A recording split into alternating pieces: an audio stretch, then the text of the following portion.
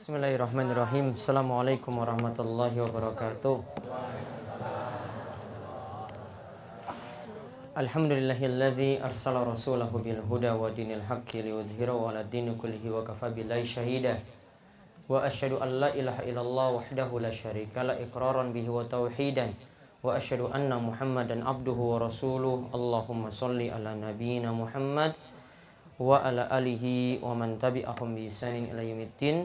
Allahumma anfa'na bima 'allamtana wa 'allimna ma yanfa'una wa zidna ilma. Kaum muslimin, Bapak, Ibu-ibu, para jamaah sekalian yang mugi-mugi senantiasa dirahmati dan diberkahi oleh Allah Subhanahu wa taala, kita bersyukur atas nikmat dan karunia yang telah Allah anugerahkan kepada kita sekalian. Pada kesempatan malam hari ini, alhamdulillah kita semuanya masih diberikan kesehatan oleh Allah Subhanahu wa taala. Mugi-mugi sehat yang Allah anugerahkan terus dapat kita manfaatkan untuk ibadah pada Allah Subhanahu wa taala.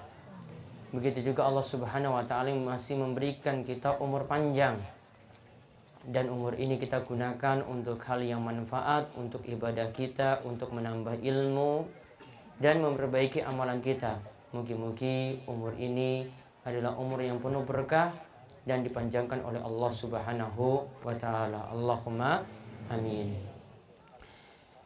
Di kesempatan malam hari ini ya, kita nanti akan melanjutkan keutamaan bulan Surah atau bulan Muharram. Nabi Shallallahu Alaihi Wasallam bersabda, "Afdhalus siyam ba'da Ramadan syahrullahil Muharram, wa afdhalus shalah ba'dal faridah sholatul lail." Sebaik-baik puasa setelah puasa Ramadan, yaitu puasa di bulan Allah, bulan surah ini atau bulan Muharram. Dan kata Nabi SAW, sebaik-baik sholat setelah sholat fardu, yaitu sholat malam atau sholat lail. Maka dua ibadah di sini yang disebutkan oleh Nabi Shallallahu Alaihi Wasallam dalam hadis yang sahih ini, kita lihat yang pertama tentang puasa pada bulan surah atau bulan Muharram. Ini adalah puasa yang utama setelah puasa Ramadan. Kemudian yang kedua, dijelaskan pula tentang sholat. Sholat yang paling afdal setelah sholat wajib, yaitu sholat yang dilakukan di malam hari. Diistilahkan di sini sholat lail. Sholat lail ini pokoknya sholat yang dilakukan di malam hari, mencakup sholat tahajud maupun sholat witir. Bisa jadi ada sholat sunnah yang dilakukan sebelum bapak-bapak dan ibu-ibu itu tidur, atau ada sholat sunnah yang dilakukan setelah tidur malam. Kita sholat tahajud kemudian ditutup dengan witir. Ini juga bagian atau rangkaian dari sholat lail atau sholat malam. Ini intinya sholat yang utama setelah sholat fardu. Maka gunakan waktu malam yang ada, walaupun cuma kalih rokaat, tutup witir setunggal rokaat, maka sudah disebut mengerjakan sholat malam. Sholat malamnya itu tadi 2 rokaat sholat tahajud, bangun tidur, kemudian ditambahkan dengan sholat witir 1 rokaat, itu sudah dikatakan menghidupkan sholat malam. Adapun tadi yang pertama, puasa yang paling afdal. Puasa yang paling afdal itu adalah puasa di bulan surah atau di bulan Muharram ini. Ini dikatakan oleh Nabi kita Muhammad Sallallahu Alaihi Wasallam lebih afdal dari puasa yang lainnya setelah puasa Ramadan. Dan ada puasa yang utama di antara hari-hari yang ada di bulan surah ini, yaitu puasa pada tanggal 10. dikenal dengan puasa hari Asyura. Dikenal dengan puasa Asyura. Di mana Nabi SAW ketika ditanya tentang puasa hari Asyura, Nabi SAW menjawab, puasa hari Asyura yukaffirus sanah al-madiyah. Puasa hari Asyura itu menghapuskan dosa setahun yang lalu. Puasa hari Asyura itu menghapuskan dosa setahun yang lalu. Namun karena syariat puasa Asyura ini juga dilakukan oleh orang-orang musyrik, dilakukan juga oleh orang-orang Yahudi. Karena orang Yahudi dahulu, yaitu keturunan Bani Israel, orang Yahudi dahulu ini merayakan kemenangan Nabi Musa alaihissalam atas Fir'aun. Ketika Fir'aun itu ditenggelamkan itu pada hari Asyura. Maka mereka merayakannya dengan melakukan puasa pada hari Asyura pada tanggal 10. Nah, Nabi SAW awalnya puasanya cuma tanggal 10 saja. Namun ada para sahabat yang katakan pada Nabi SAW, wahai Rasul, bukankah pada tanggal 10 ini adalah puasa yang dilakukan oleh ahli kitab? Puasa yang dilakukan oleh orang-orang Yahudi. Maka ketika itu Nabi SAW mengatakan, kalau begitu tahun depan.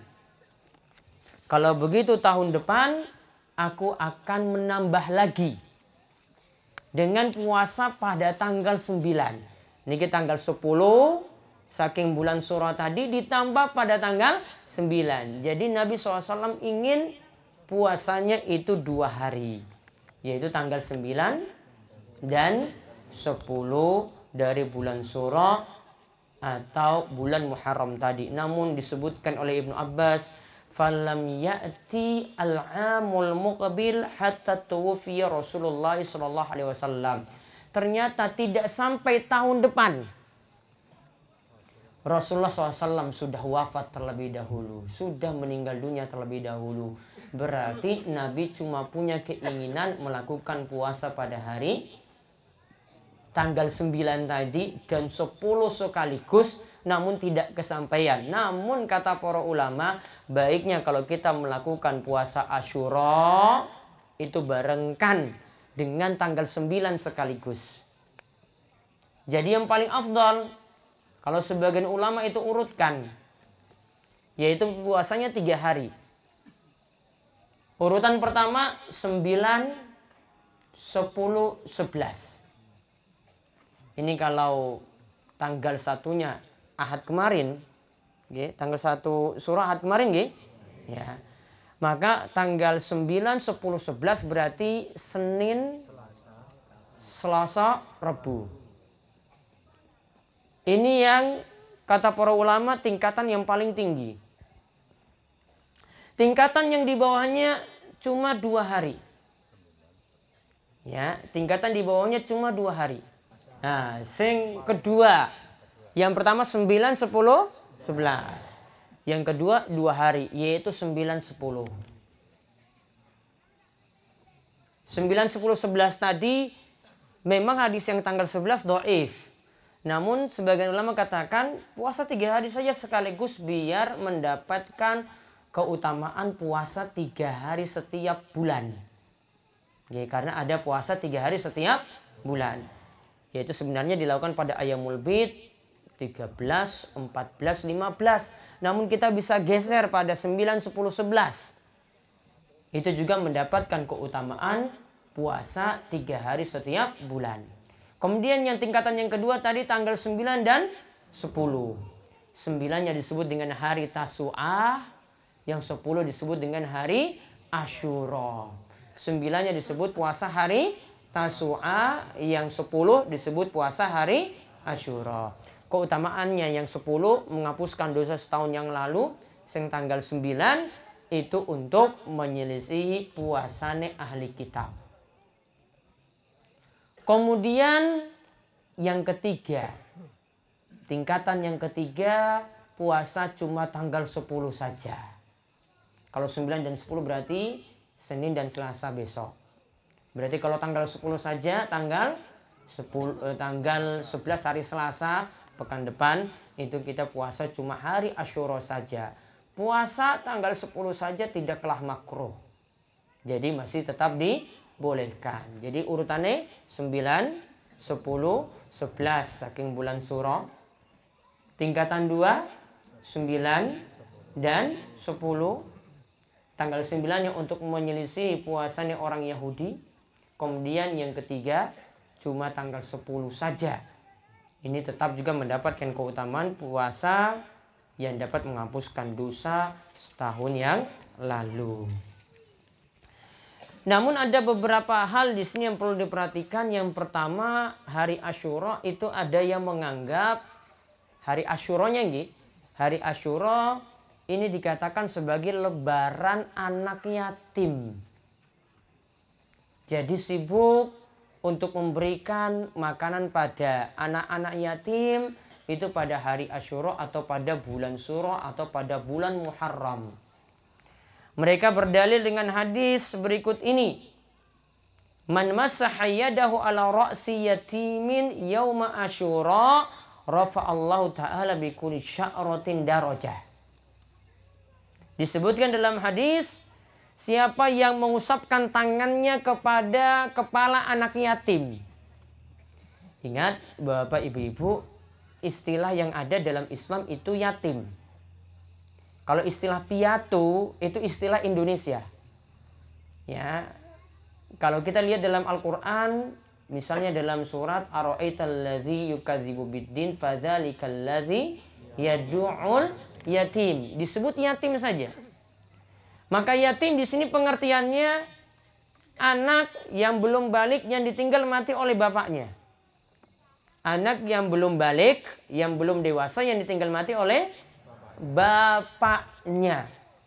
Karena kalau seorang wanita ditinggal mati oleh suami, dia akan susah.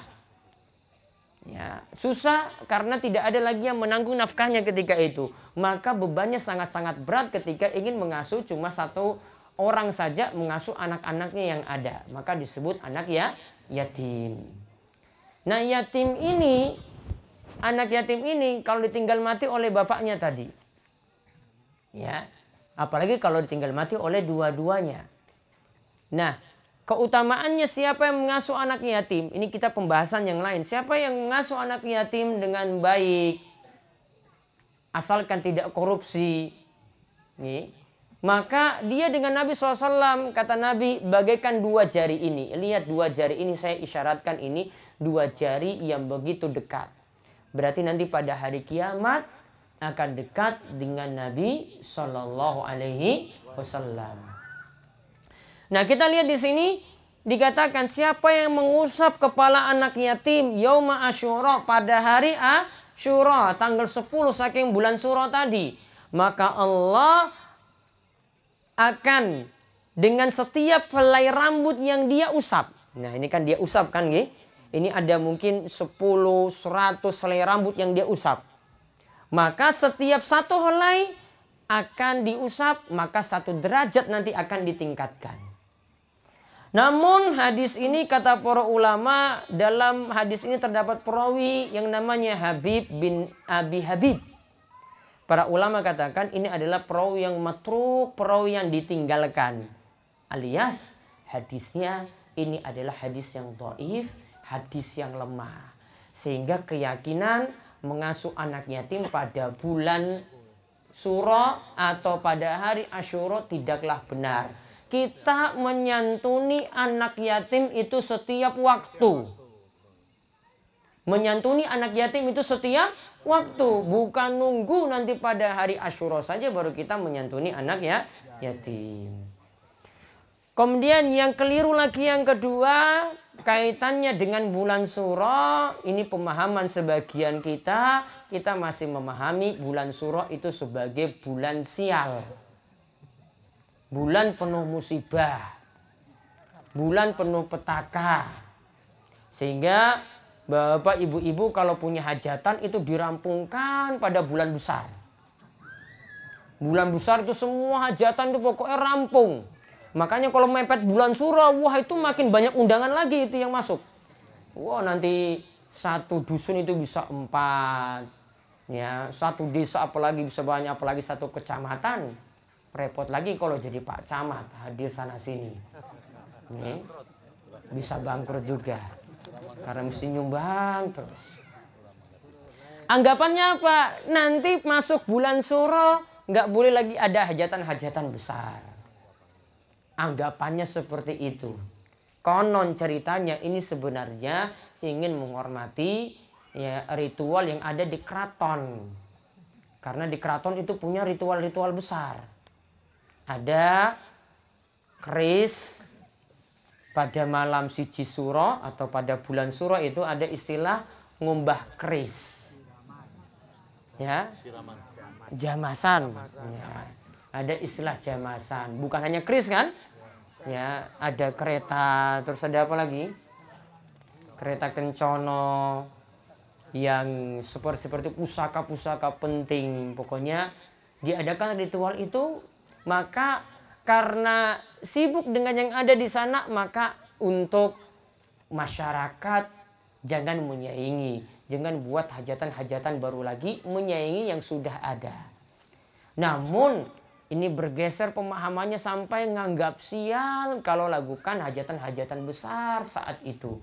Padahal yang harus dipahami yang pertama, setiap hari, setiap bulan, setiap tahun yang Allah Subhanahu wa Ta'ala tetapkan, yang Allah itu berikan pada kita, semuanya itu adalah baik. Karena yang mengatur waktu itu adalah Allah Subhanahu wa Ta'ala. Dalam hadis qudsi, Nabi SAW menyebutkan, Allah Subhanahu wa Ta'ala berfirman, yu'zini ibnu Adam, yasubbud dahra wa anna dahru uqallibul laila wan nahar. Kata Nabi SAW, manusia itu telah menyakitiku. Mereka telah mencela waktu. Yasubbud dahra, mereka telah mencela waktu. Wa ana dahru, padahal aku yang mengatur waktu. Uqallibul laila wan nahar. Aku buat waktu itu berputar silih berganti, siang malam, siang malam, siang malam, silih berganti seperti itu. Maka yang mengatur waktu ini adalah Allah Subhanahu wa Ta'ala. Maka kalau kita katakan bulan ini bulan sial, bulan ini penuh musibah, bulan ini penuh celaka, maka ini sama saja kita mencela waktu-waktu yang Allah Subhanahu wa Ta'ala atur tadi. Kalau kita mencela waktu, berarti sama saja mencela yang mengatur waktu, yang menciptakan waktu, yaitu Allah Subhanahu wa Ta'ala.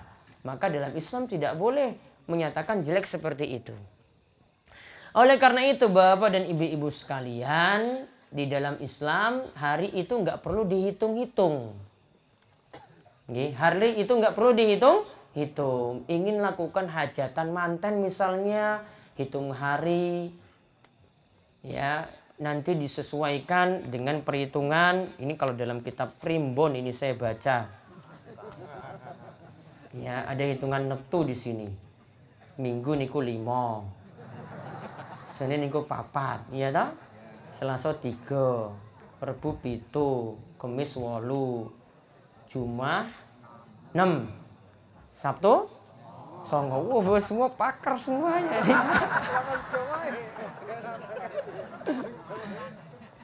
Lagi apa? Lagi berapa? 5 paing 9 pon 7 wage 4 kliwon 8. Pas banget ya.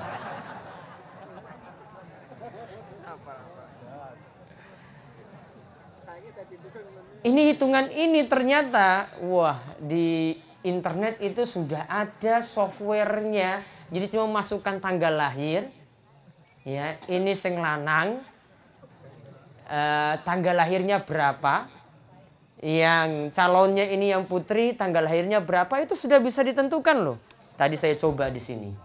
Nih, 24 Januari 1984 itu saya lahir, pas Selasa Kliwon. Istri saya 11 Maret 1986. Selasa Pahing. Berarti Selasa Kliwonnya berapa jadi di jumlah? 3 tambah 8 nggih 11. 11 ya, dihitung, disimpan coba. 11. Selasa Pahing 3 tambah 9 berarti 12. Ini pakar-pakar primbon di belakang. Nah, cara hitungannya coba lihat ini. Ini hitungan pertama. Ini dilihat ini mana yang mati lebih duluan di antara dua pasangan. Coba yang pertama dibagi songo. Ya. Kalau 11 tadi dibagi 9 sisa 2.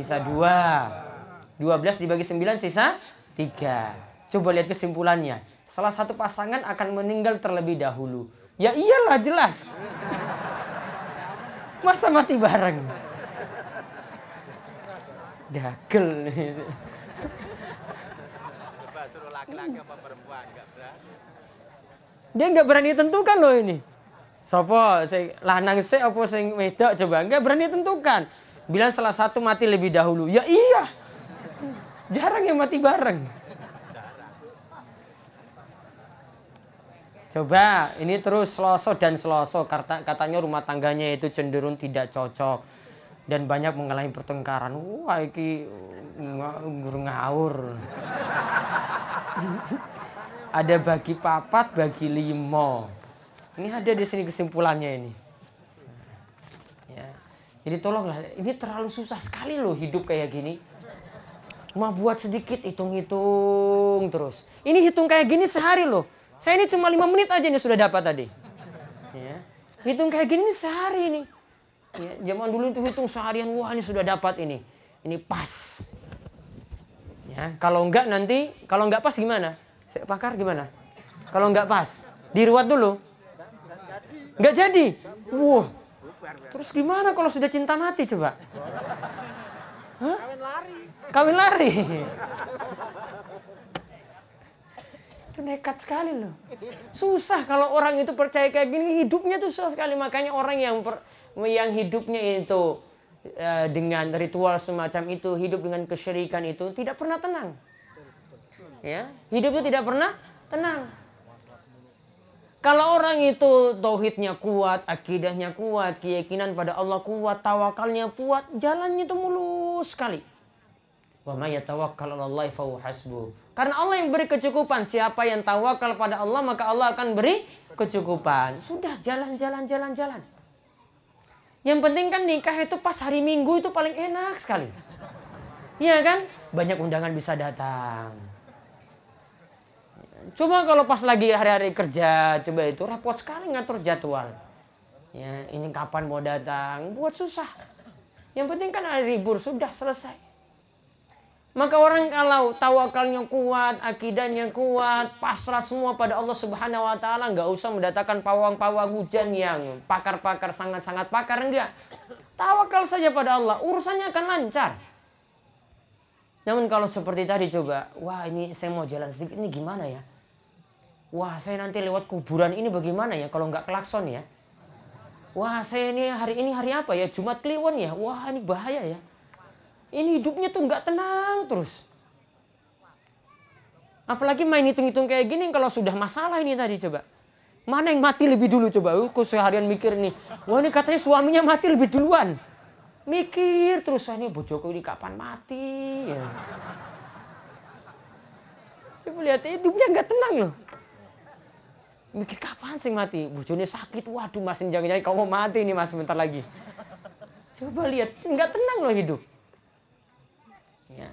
Maka orang yang selalu hidupnya tenang, kalau punya akidah yang kuat, tauhidnya itu kuat, meninggalkan kesyirikan, meninggalkan klinik, meninggalkan kepercayaan semacam ini, hidup akan tenang, hidup akan tentram. Nggih? Paham nggih Bapak Ibu nggih? Ya, ini nggak usah ada hitung-hitungan kayak gini lagi lah. Stop. Ya, ini singkirkan hitungan kayak gini tadi. Yang hafal-hafal itu ya cuma hafalan aja nggak apa-apa. Ya, besok nggak hitung-hitung lagi loh. Awas kalau undangannya pas Selasa nanti, awas kalau undangannya pas Selasa. Ini berarti hitung-hitung ini. Cari masalah, undang saya harus Selasa coba. Lagi repot. Ya, buat acara ya pas lagi ya tanggal merah, pas lagi ini orang selo semuanya kan jadi enak kalau kerja. Kalau buat pas lagi hari repot, pas lagi orang lagi sibuk kerja, ya tangga-tangga juga nggak enak kalau gitu bantu rewang di situ ya repot. Jadi seperti ini, tolong diluruskan dengan masyarakat kita. Mudah-mudahan Allah memberi taufik dan hidayah. Kita senantiasa diberi taufik untuk mentauhidkan Allah dengan benar dan dijauhkan dari segala macam kesyirikan. Allahumma amin. Gini kemauan kita tutup. Kalian doa kafaratul majlis, monggo. Subhanallahumma bihamdika asyhadu an la ilaha illa anta astaghfiruka wa atubu ilaik. Assalamualaikum warahmatullahi wabarakatuh.